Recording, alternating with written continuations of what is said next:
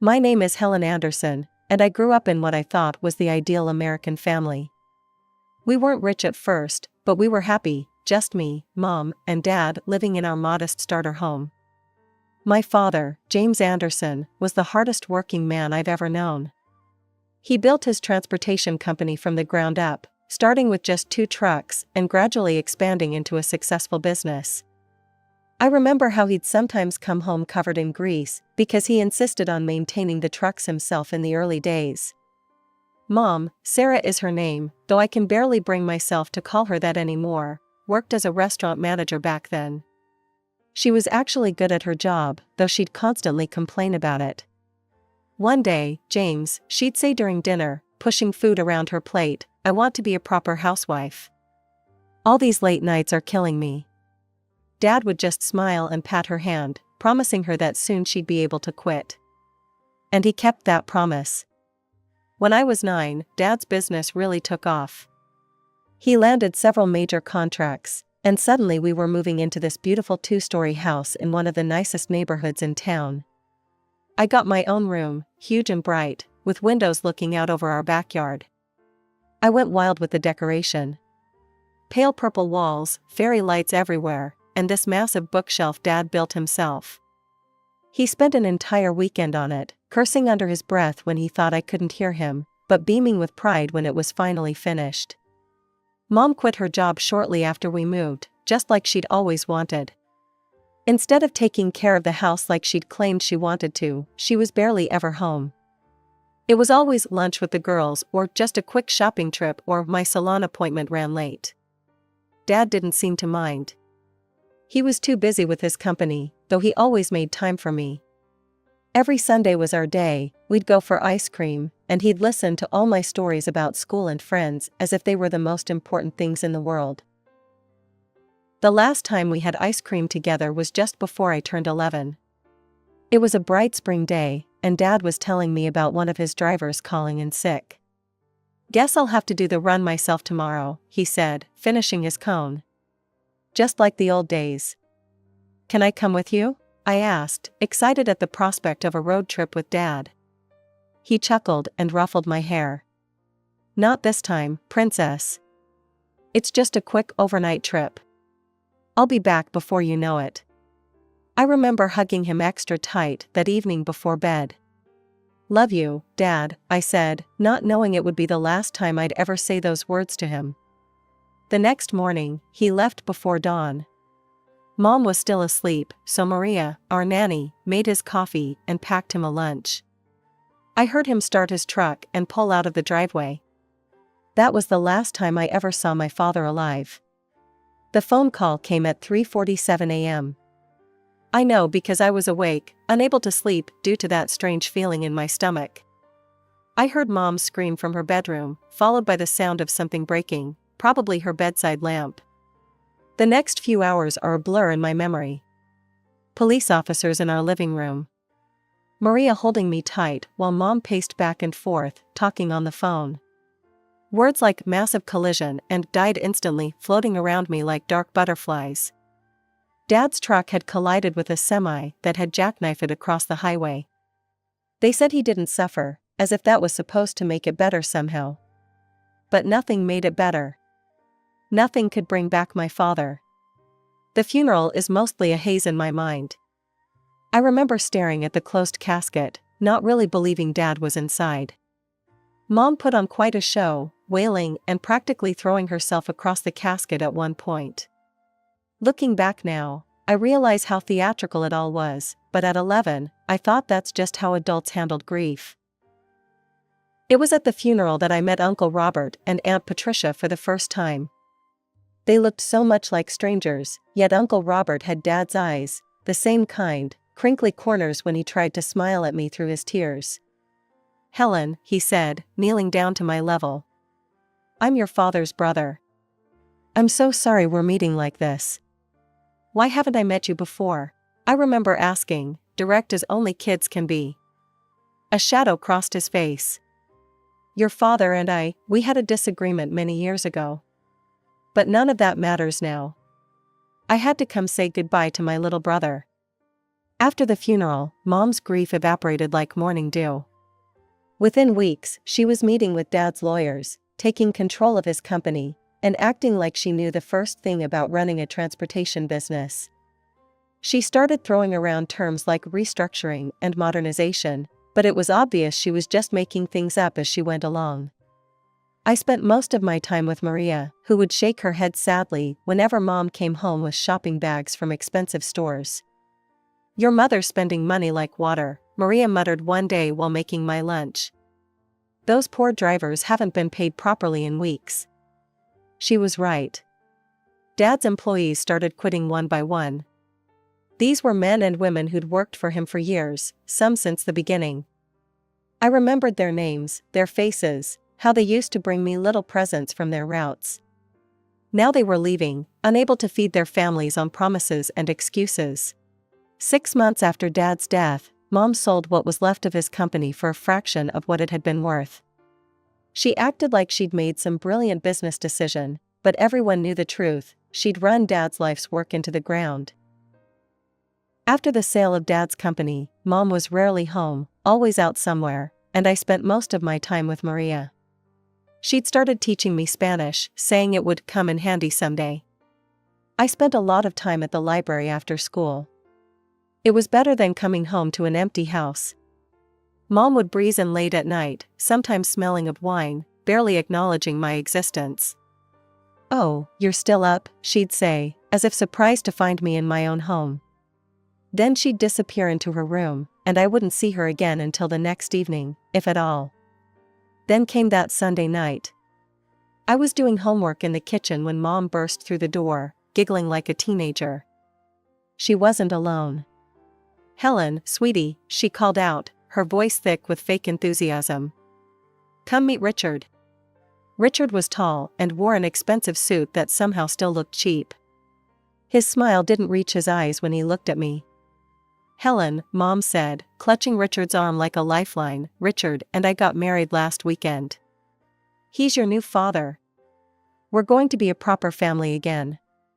"I already had a proper family," I said, my voice shaking. "I already have a father." Richard's fake smile disappeared. "Listen here, young lady," he said, his voice stern. "Your mother and I are married now. You need to accept that and show some respect." "You're not my father," I spat back. "You'll never be my father. See what I mean?" Richard turned to Mom. "Difficult child. Needs discipline." But Richard moving in was just the beginning. Within a week, his mother Gloria, his sister Janet, and his 12-year-old niece Madison had all moved in too.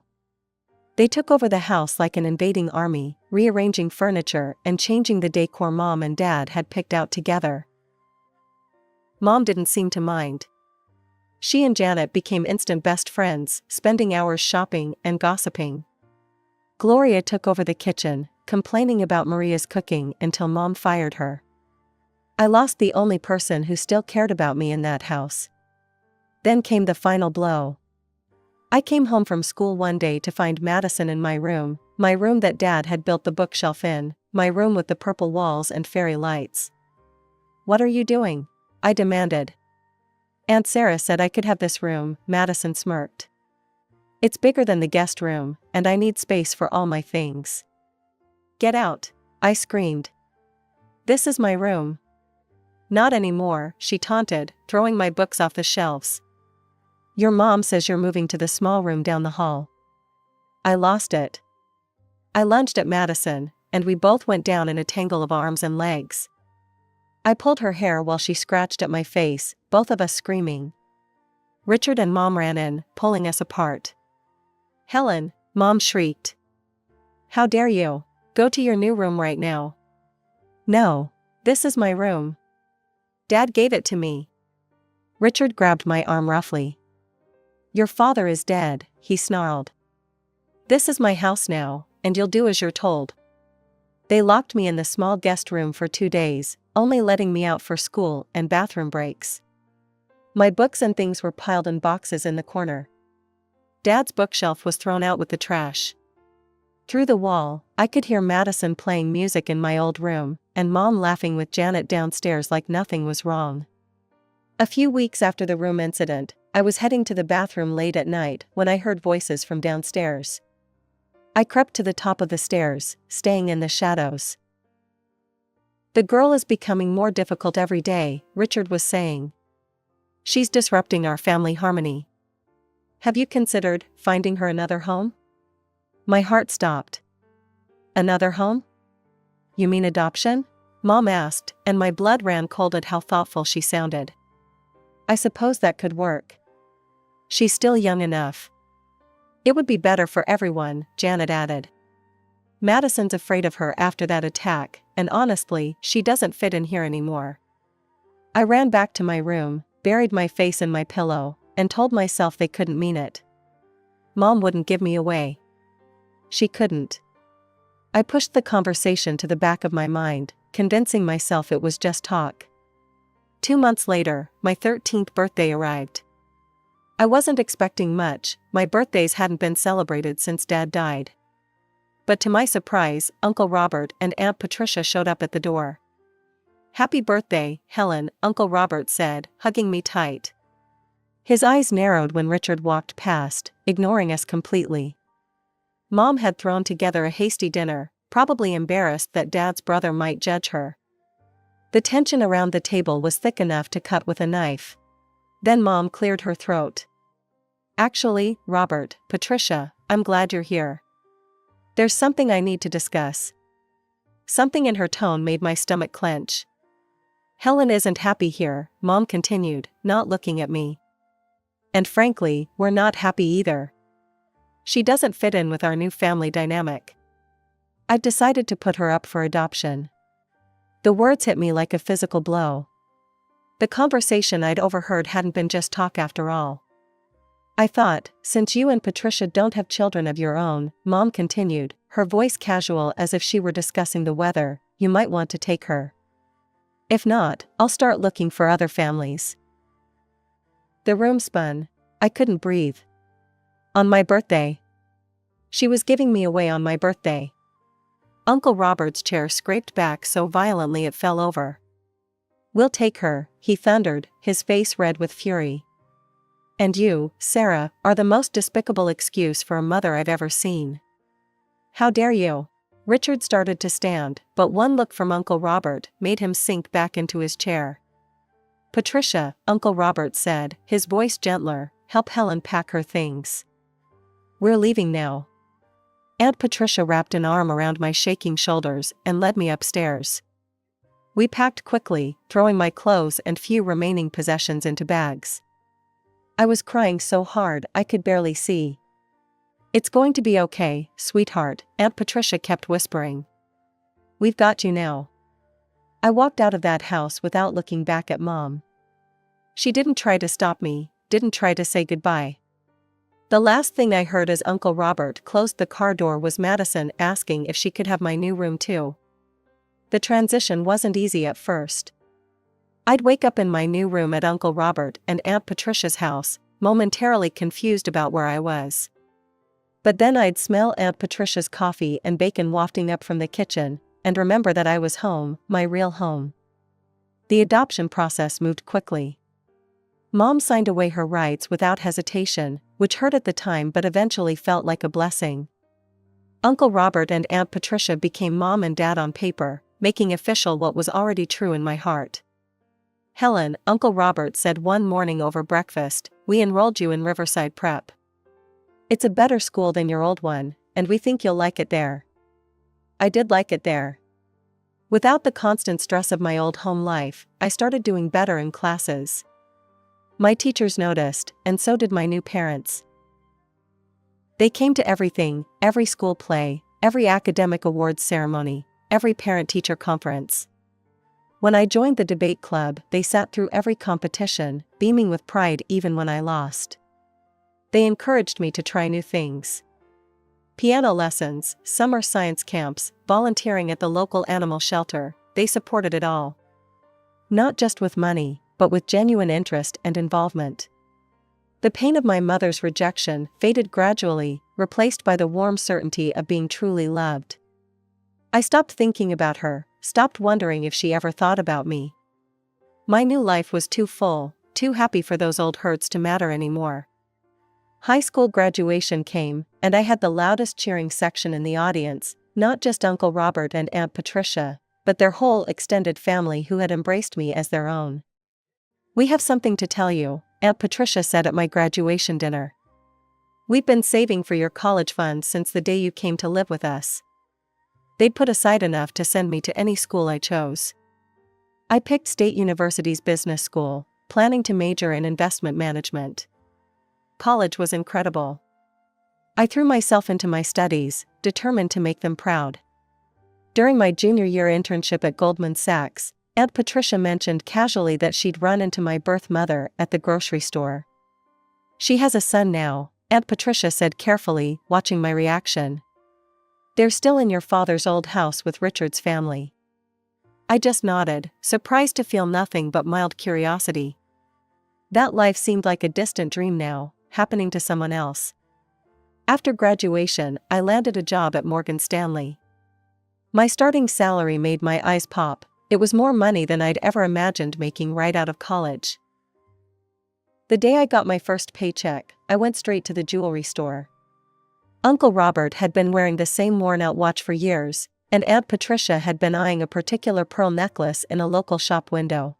When I gave them their gifts, Aunt Patricia started crying, and Uncle Robert's hand shook as he put on his new watch. "You shouldn't have spent your money on us," he protested weakly. "Who else would I spend it on?" I asked, hugging them both. "You're my parents. You're the ones who made all of this possible." 6 years flew by after college. I climbed the corporate ladder at Morgan Stanley, earning promotion after promotion until I was managing my own team. Every success felt sweeter because I could share it with Mom and Dad, as I now called Uncle Robert and Aunt Patricia without hesitation. The apartment came first, a beautiful 2-bedroom condo in a nice part of the city. Mom helped me decorate it, and Dad insisted on checking all the paperwork before I signed the mortgage. Then I met Michael. A year of dating, and he proposed during a weekend trip to the beach. I said yes, before he even finished asking the question. Mom cried when we told them, and Dad pulled Michael into a bear hug. "Welcome to the family, son," he said, his voice gruff with emotion. We threw ourselves into wedding planning. Mom and I spent weekends looking at venues and tasting cakes, while Dad and Michael bonded over budget spreadsheets and vendor contracts. Then the message arrived on Facebook. "Helen, sweetheart. I've heard about your upcoming wedding. I know it's been a long time, but I'm still your mother. I've changed, and I want to make things right. Please let me be part of your special day. I miss you so much." My hand shook as I read the message. I immediately called Mom. "I saw Sarah yesterday," Mom said quietly when I told her about the message. "At the grocery store. She didn't ask about you, not once. But when I mentioned how successful you've become, how you're getting married, well," her eyes lit up in a way I didn't like. Mom hesitated before continuing. "There's more. That niece of her husband's, Madison? She got pregnant, married some deadbeat, and moved back into the house with her husband. The whole family is constantly fighting." Sarah was complaining about money problems, rather loudly, in the middle of the store. I felt a cold knot form in my stomach. So that's why she reached out. She needs money. I stared at the message for a long time before responding. My fingers hovered over the keyboard as memories flooded back, the room she gave away, the birthday she threw me away, the years of silence when she had every opportunity to reach out but didn't. Finally, I typed. "Sarah, let me be clear, you are not my mother. You lost that right when you gave me away on my 13th birthday. I have parents who love me unconditionally, something you never managed to do. I don't want you at my wedding. I don't want you in my life. Don't contact me again." I hit send, then immediately blocked her. My hands were steady now, my mind clear. I felt lighter somehow, as if I'd finally put down a weight I didn't know I was carrying. The morning of my wedding dawned perfect and clear. Michael's parents had rented the Mason Creek estate for the ceremony, a beautiful historic property with sprawling gardens and a restored Victorian mansion. I was in the bridal suite with Mom, putting the finishing touches on my makeup, when there was a knock at the door. "Ms. Anderson?" One of the security guards looked uncomfortable. "I'm sorry to disturb you, but there's a situation at the front gate. There are some people insisting they know you, a man, woman, and teenage boy." My stomach dropped. Somehow, I knew exactly who it was. "I'll handle this," I said, standing up carefully in my wedding dress. "Helen, you don't have to," Mom started, but I shook my head. "Yes, I do. Once and for all." I walked to the front gates, my wedding heels clicking against the cobblestone path.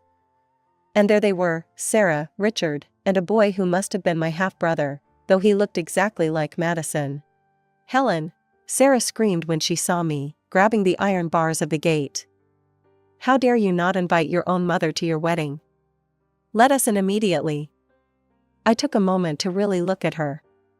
She'd aged poorly, her designer clothes were obviously last season's, her makeup too heavy, her hair desperately in need of a touch-up. Richard looked thinner, more haggard, the expensive suit replaced by something off the rack.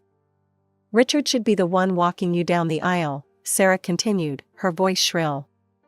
"He's your father." That made me laugh, a genuine, hearty laugh that echoed across the courtyard. "My father? The man who locked me in a room for 2 days? The man who helped you throw away your own daughter? We're family," Sarah's voice cracked. "You can't just pretend we don't exist. Look at how you're living, this fancy wedding, your big job, your expensive clothes. Meanwhile, we can barely make ends meet. We're drowning in debt, and you're here playing princess." Ah, there it was. The real reason for this dramatic appearance. "I'm not playing at anything," I said coldly. "I worked for everything I have. And let's be clear, you're not my family. You gave up that right years ago. My parents are inside that house.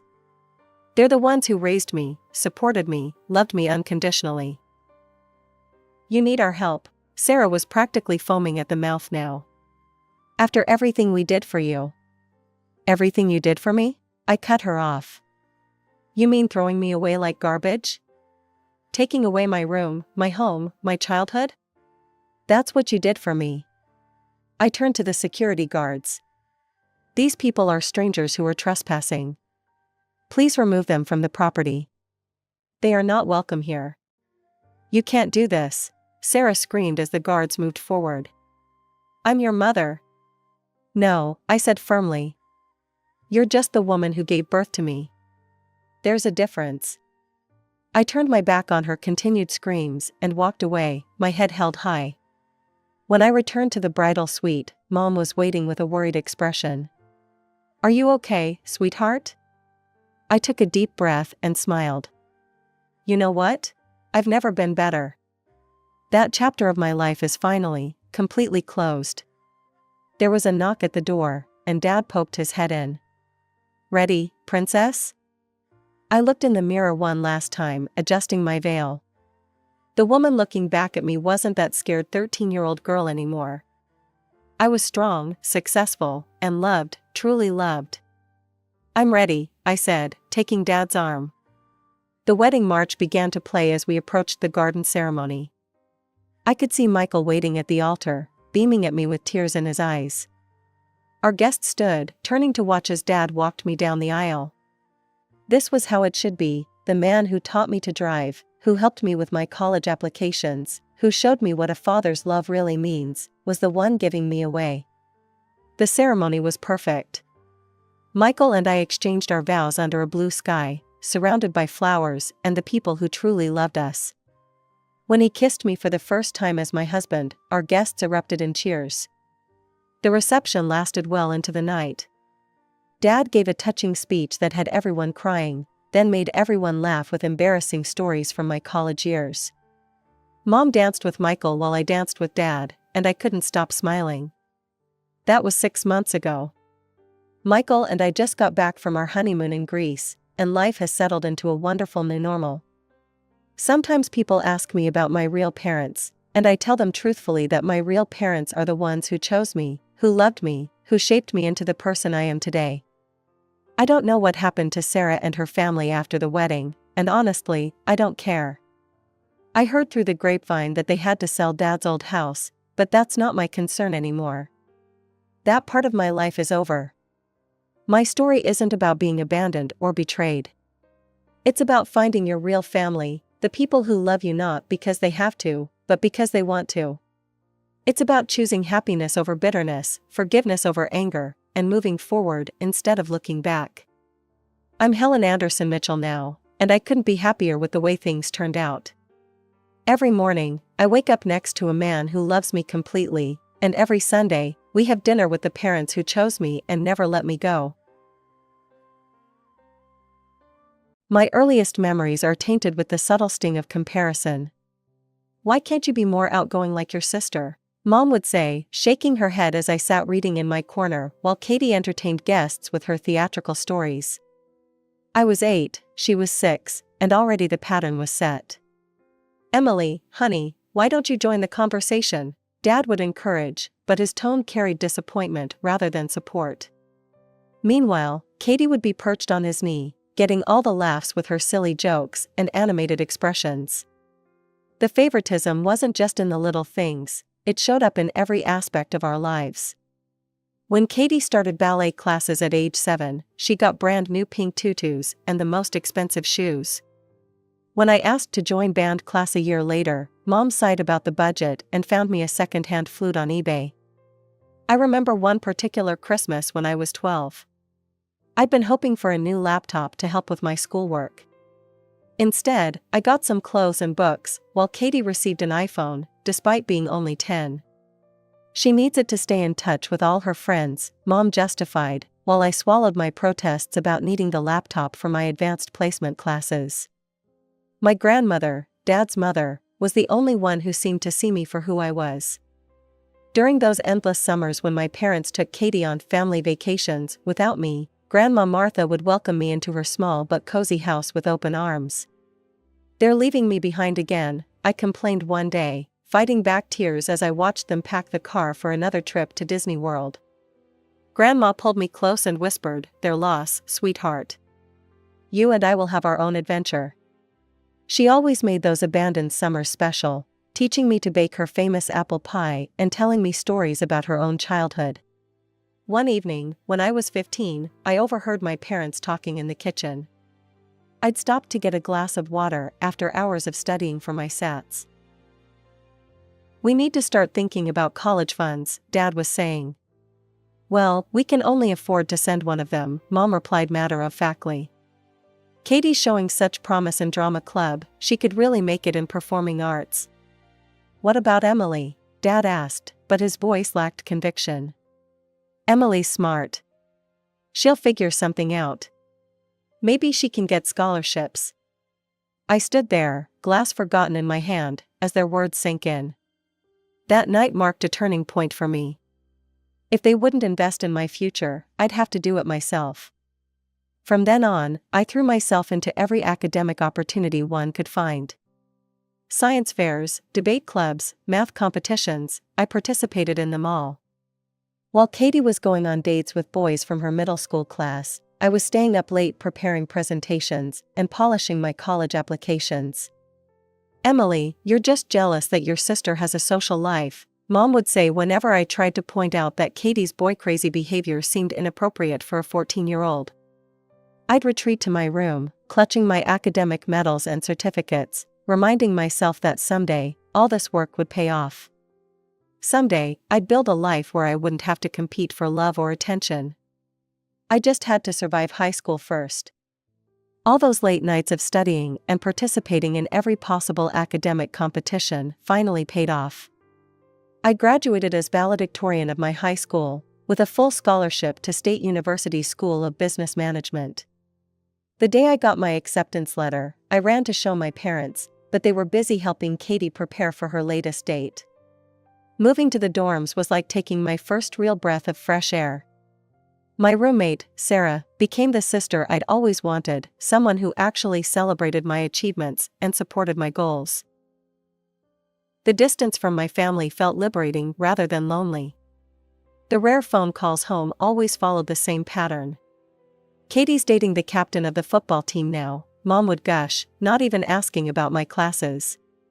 "She's so popular, everyone just loves her." "Are you dating anyone, Emily?" I'd mumble something about focusing on my studies and end the call as quickly as possible. The truth was, I was thriving. My professors praised my work ethic, and I was making real friends who valued me for who I was. Then, in my third year, the bomb dropped. During one of our infrequent family calls, Mom casually mentioned, "Oh, by the way, Katie got accepted to Prestige University. We're so proud. We found her the cutest apartment near campus, you should see the view. Your father and I are handling all the expenses, of course. We want her to focus on her studies without worrying about money." I sat there in my cramped dorm room, phone pressed to my ear, fighting back tears of anger and hurt. The same parents who couldn't afford to help me with college were now fully funding Katie's education at one of the most expensive universities in the country. But I channeled that anger into determination. I graduated with honors and landed a job at Mitchell & Associates, one of the top consulting firms in the city. 2 years of working my ass off earned me a promotion to senior consultant. The night of the announcement, my colleagues insisted on taking me out to celebrate at the Blue Room, a trendy bar downtown. That's where I met James. He was charming, successful, and actually interested in hearing about my career. We exchanged numbers, and soon we were dating. For 2 years, everything felt perfect.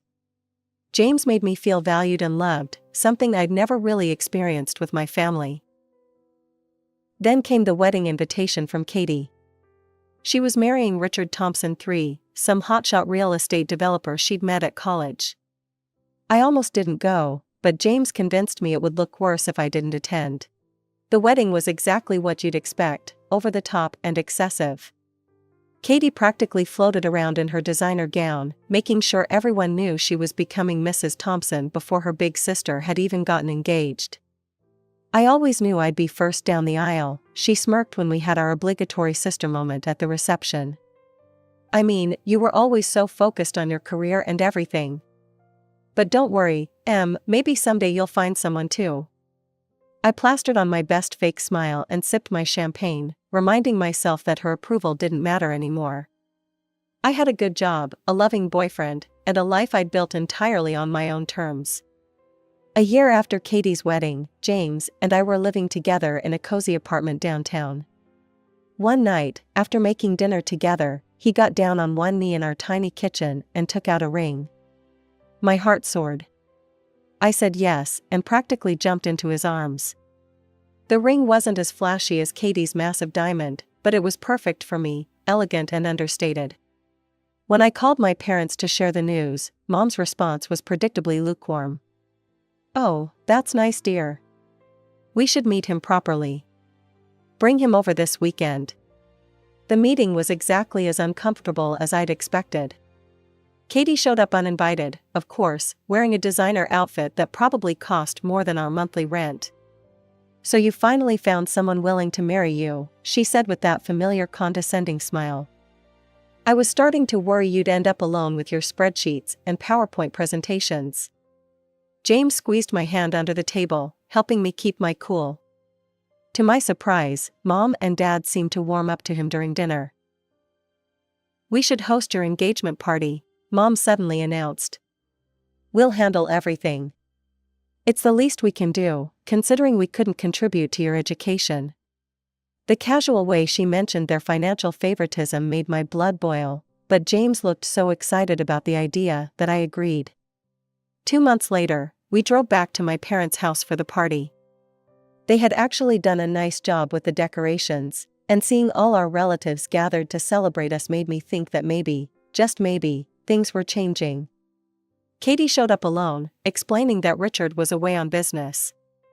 She kept making snide comments about my dress being budget-friendly and how she could recommend a better wedding planner than the one we were considering.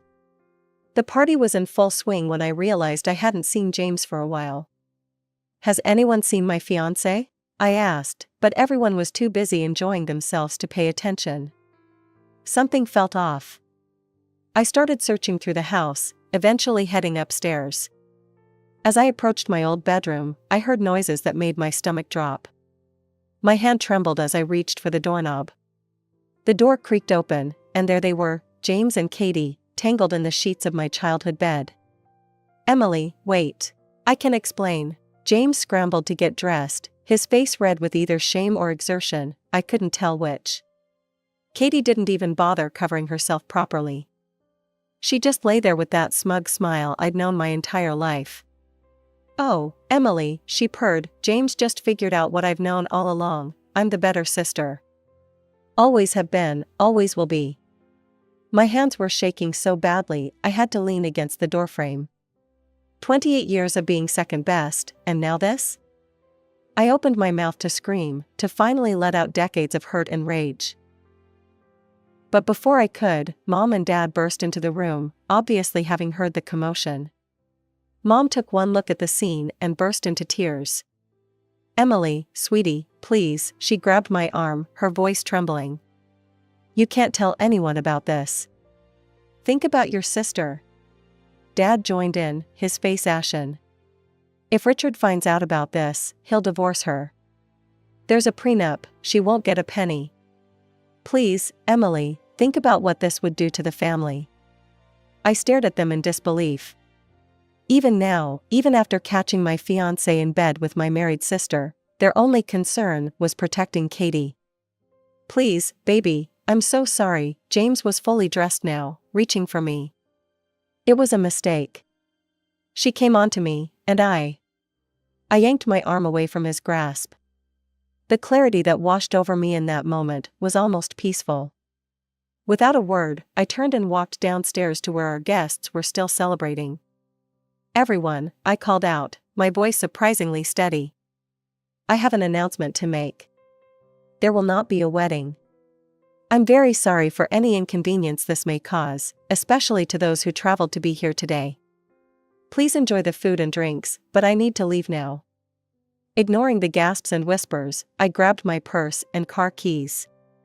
I could hear James calling after me, could see my mother's mascara-streaked face pleading with me, but I didn't stop. The drive home was a blur. As soon as I got to my apartment, I went into autopilot mode. I pulled out every cardboard box we had stored in the closet and methodically packed up James's belongings.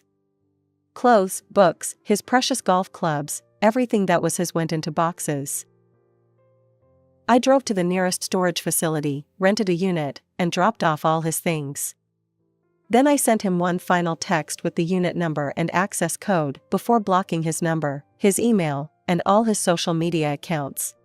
My phone kept buzzing with messages from my parents, warnings about family loyalty, pleas to keep quiet about what happened, guilt trips about how this would destroy Katie's marriage. I blocked their numbers too. As I sat alone in my half-empty apartment that night, I realized something. This wasn't just about James's betrayal. This was the culmination of a lifetime of my family choosing Katie over me. They'd chosen her happiness over mine one too many times, and I was finally done.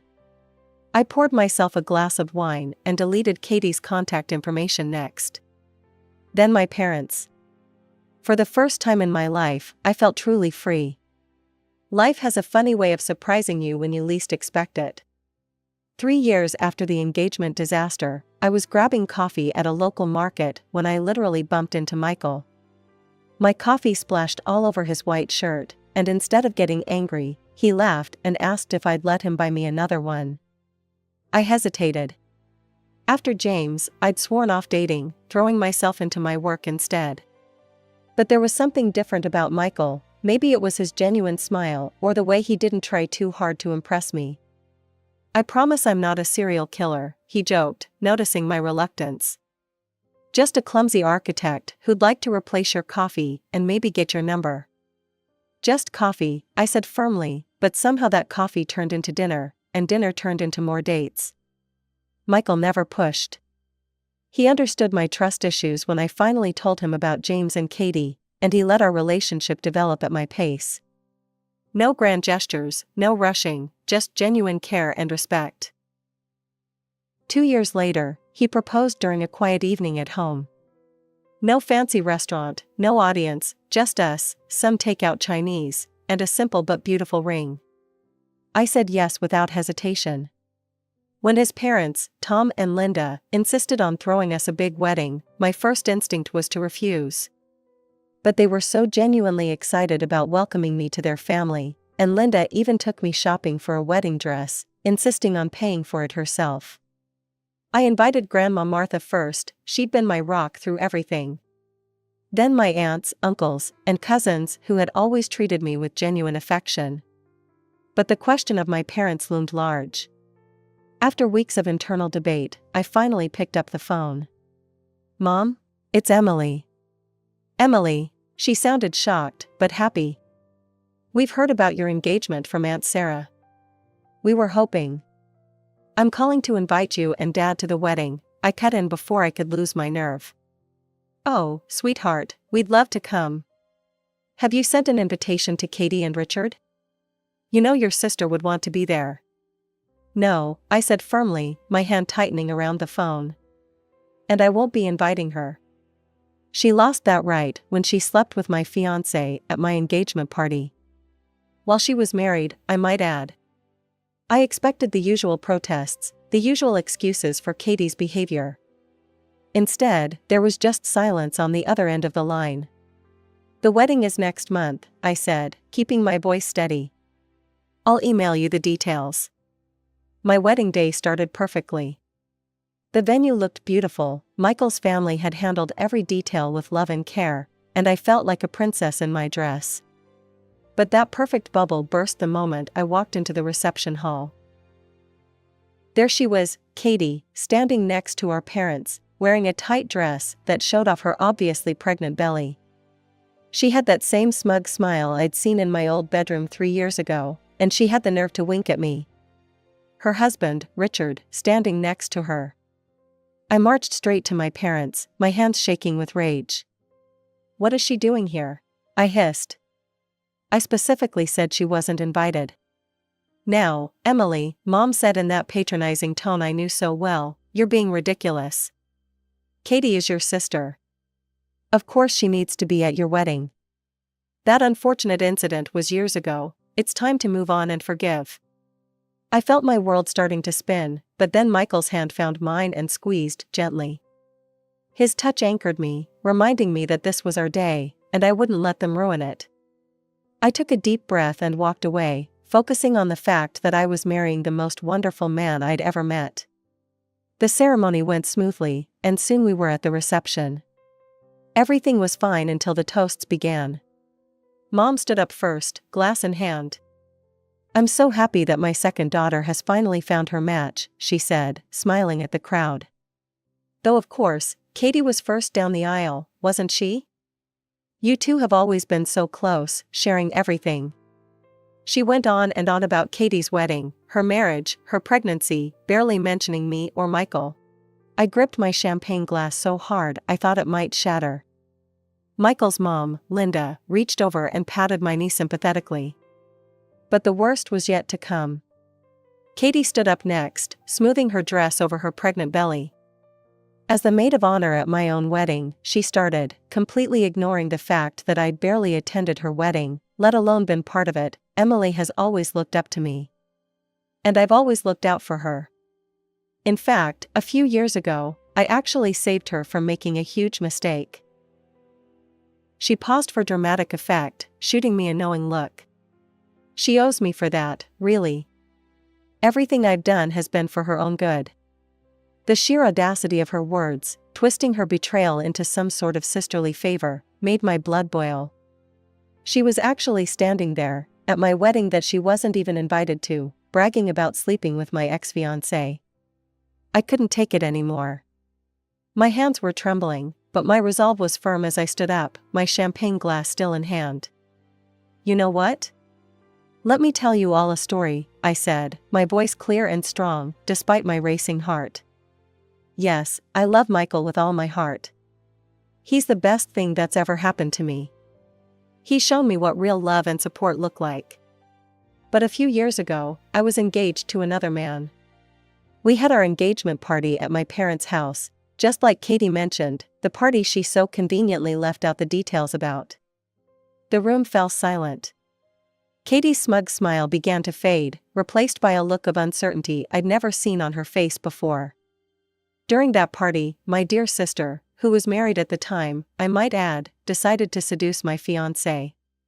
While her husband was away on business, I found her in bed with the man I was supposed to marry. In my childhood bedroom, no less. The same bedroom where I spent countless nights studying to earn my own way through college, while our parents paid for her apartment at that prestigious university. Gasps echoed through the reception hall. The sound of silverware clattering against plates punctuated the shocked silence. Richard, Katie's husband, stood up slowly, his face ashen, his knuckles white as he gripped the edge of the table. "Is this true?" Katie's perfectly crafted composure finally cracked. Her mascara began to run as tears welled up in her eyes. "Yes, but Richard, I can explain. It wasn't like that." Richard turned and walked out of the reception hall without another word, his steps echoing in the stunned silence. Katie ran after him, her pregnant belly making her awkward as she rushed through the door, calling his name desperately. "Emily!" Mom screeched, her face contorted with rage, her carefully styled hair coming loose as she jumped to her feet. "How dare you? You've ruined everything. Why couldn't you just keep quiet like you always do? Why did you have to make a scene at your own wedding?" "No, Mom," I replied calmly, feeling oddly peaceful now that the truth was finally out. "You ruined everything when you brought her here after I specifically said she wasn't invited. You ruined everything every time you chose her over me. You ruined everything when you defended her after she betrayed me in the worst possible way. This is just the consequences of your choices finally catching up to all of you." Our parents stormed out, following Katie and Richard, their angry mutters fading as they left the hall. The reception hall was silent for a moment, the tension thick in the air. Then Michael stood up and took my hand, his touch gentle and reassuring. "Well," he said with a warm smile that reached his eyes, "I believe we were in the middle of celebrating our wedding. Would anyone like to dance?" Aunt Sarah was the first to start clapping, followed by Grandma Martha, then Michael's family, and soon the whole room was applauding. Linda hugged me tight, whispering, "I'm so proud of you, sweetheart. You did the right thing." The aftermath of my wedding unfolded like a soap opera, but I watched it all from a safe distance while enjoying my honeymoon in Hawaii with Michael. Through family gossip, mainly from Aunt Sarah and Grandma Martha, I learned about everything that happened after Katie chased Richard out of our reception. Richard filed for divorce the very next week. Katie tried everything to stop him, tears, promises, threats, but he wouldn't budge. When her baby was born 2 months later, Richard demanded a DNA test. I wasn't surprised when it revealed what Katie probably knew all along: the baby wasn't his. Thanks to their prenup and the proof of her infidelity, Katie walked away with nothing. No alimony, no house, no luxury car, nothing but the clothes in her closet and her collection of designer handbags. Mom and Dad had to sell their vacation home to help pay for Katie's legal fees. She moved back in with them, bringing her newborn son with her. The irony wasn't lost on me. The golden child who had everything handed to her on a silver platter was now sleeping in her old bedroom, living off our parents' retirement savings. They tried to blame me, of course. The angry phone call started about a month after my wedding. "You've ruined your sister's life," Mom screamed into my voicemail. "If you had just kept your mouth shut, everything would have been fine. You're no longer our daughter," Dad declared in his message. "We raised you better than this." I blocked their numbers again, but they found new ways to reach out: emails, messages through relatives, even a letter sent to my office. Each time, the message was the same: I was the villain in their story, the jealous older sister who destroyed poor Katie's perfect life. But I had a new life now, one filled with love and genuine support. Michael's family welcomed me with open arms. His mother Linda called me every Sunday just to chat. His sister became the best friend I never had growing up.